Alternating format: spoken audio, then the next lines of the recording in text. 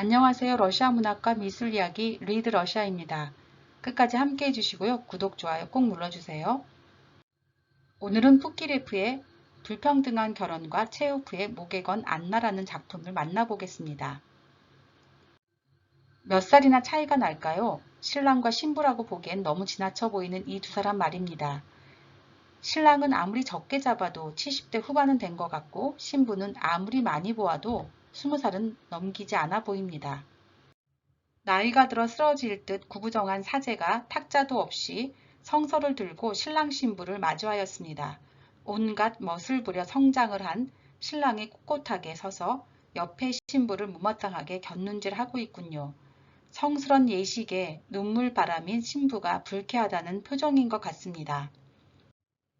목과 가슴에 매단 성 안나 훈장을 보면 러시아 제국에 대한 공로가 꽤나 많으신 분 같습니다.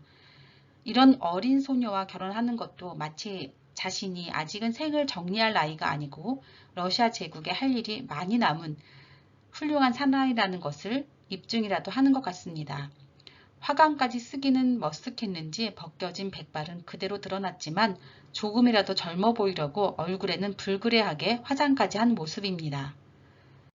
그에 반해 신부의 모습은 측은하기가 그지없습니다. 화려한 드레스가 무색하게 그녀의 청초함과 연약함은 눈부시게 돋보입니다. 얼마나 울었는지 눈은 벌겋게 부어올랐고 눈가에는 지금이라도 똑 떨어질 것 같은 눈물이 맺혀 있습니다. 초를 제대로 들 기운도 없는 듯 곧 쓰러질 기세입니다. 그녀를 평생 구속하게 될 반지가 끼워지는 순간입니다. 포기한 듯 내리깐 눈이 어쩔 수 없는 자신의 운명을 눈물로 받아들인 것 같습니다. 그녀의 가슴에는 아직 피지도 않은 은방울꽃이 달려있고 머리에는 그 꽃으로 만든 화관이 씌워져 있습니다. 꽃이 너무나 청정해서 성모의 눈물이라는 애칭으로 불리는 이 꽃의 꽃말은 행복, 순결이라고 합니다. 그래서인지 서양에서는 신부들이 결혼식 부케로 많이 드는데 이 상황에서는 너무 아이러니합니다. 아직 꽃망울이 활짝 피지도 않은 꽃이 마치 그녀를 상징하는 것 같습니다. 신부 뒤쪽에서 팔짱을 끼고 냉철하고 냉담한 시선으로 신랑 쪽을 향하고 있는 한 젊은이가 보입니다.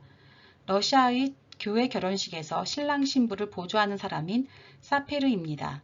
그는 뒤 배경의 인물 군상들 가운데서 두드러지게 신랑 신부와 삼각 구도를 이룹니다. 바로 뿌키레프, 화가 자신의 초상입니다. 뿌키레프는 사페르로 자신을 그려넣음으로써 단순히 배경 속의 인물이 아닌 결혼식에서 한 부분을 담당하는 참가자가 되었습니다. 게다가 약간 턱을 내리깔고 시선을 위로 한 그의 표정이며 팔짱을 낀 모습은 그의 비판적 시각을 드러내주고 있습니다. 그래서 불평등한 결혼이 화가 자신의 비극적 사랑 이야기로 사람들에게 회자되었는지도 모르겠습니다. 그러나 다른 설들도 있습니다. 푸키레프의 친구 바렌초프의 불행한 사랑 이야기라는 설입니다. 또한 우크라이나 작가 그리벤키의 단편들 중 한 주제라는 이야기도 있습니다. 불평등한 결혼은 1863년 아카데미 회원 전시회에서 발표되었고 푸키레프의 이름을 러시아 전역에 알리는 계기가 되었습니다. 이 그림을 환영했던 지지자들의 입장은 마침내라고 말한 스타소프가 가장 정확히 드러냈습니다. 마침내 대작이 나왔다는 것이죠. 그림 속의 인물들이 거의 실물 크기로 묘사되었기 때문에 대작이라는 말은 직접적 의미도 되고 19세기 사회상에서 너무나 흔한 일이었던 돈과 미의 결합이라는 주제를 훌륭히 묘사한 것에 대한 찬사이기도 했습니다. 안톤 체호프가 1895년에 발표한 단편 목에 건 안나도 같은 주제를 다루고 있습니다. 이 작품은 18세를 막 넘긴 아름다운 처녀 안나가 돈 때문에 늙고 뚱뚱하고 못생긴 52살의 관리와 결혼하는 내용입니다. 체호프의 목에 건 안나는 1954년 영화화되기도 했습니다. 이 사진은 목에 건 안나의 영화 포스터입니다. 김나지움 미술선생인 안나의 아버지는 아내가 죽자 집안을 돌보지 않고 술에 의지하게 되어 학교에서 해고될 위험에 처하게 됩니다. 보다 못한 안나는 각하와 좋은 관계이기 때문에 교장에게 편지를 써줄 수 있다는 나이 많고 돈 많은 좋은 사람을 소개받아 결혼을 하게 됩니다. 목에 건 안나란 제목은 이중적 의미입니다. 성 안나 훈장과 부인 이름 안나를 동시에 일컫기 때문이죠. 신랑 모데스트 알렉세이는 결혼식장에서 지인 꼬소로토프가 제2급 성 안나 훈장을 받던 장면을 회상합니다.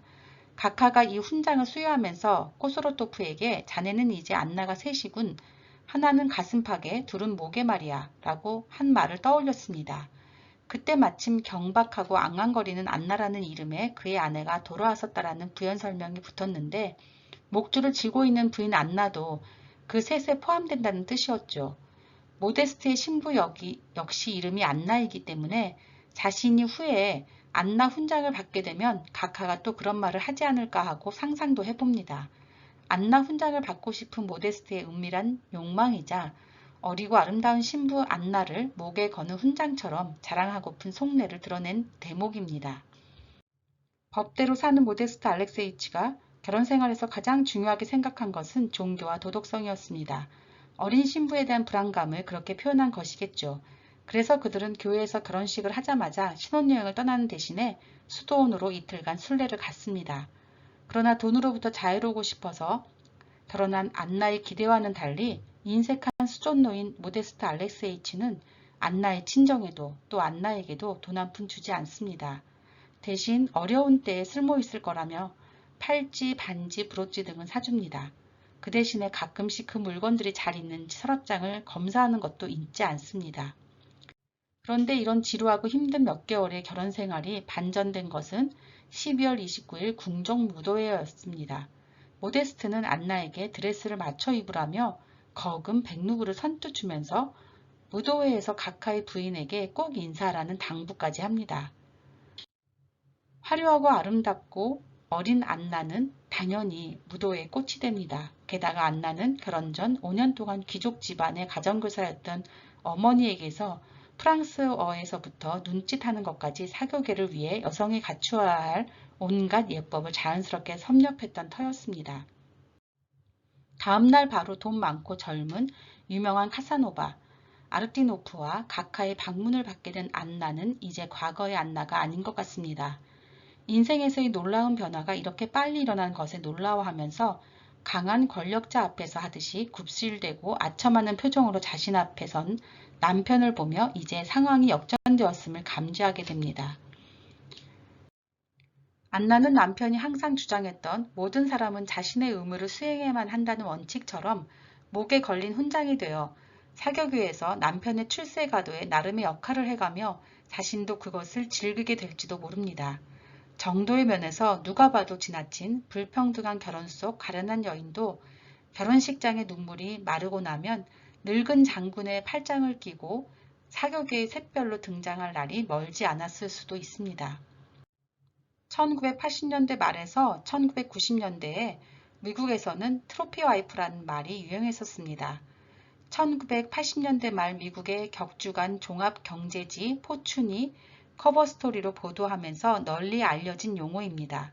사회적, 경제적으로 성공한 중장년 남성들이 마치 부상으로 트로피를 받듯이 젊고 아름다운 아내를 얻는다는 뜻에서 붙여진 명칭이었죠. 안톤 체흐프의 작품 목에 건 안나 속 여주인공 안나와 불평등한 결혼의 여인은 과연 어울리지 않는 결혼의 희생양일까요?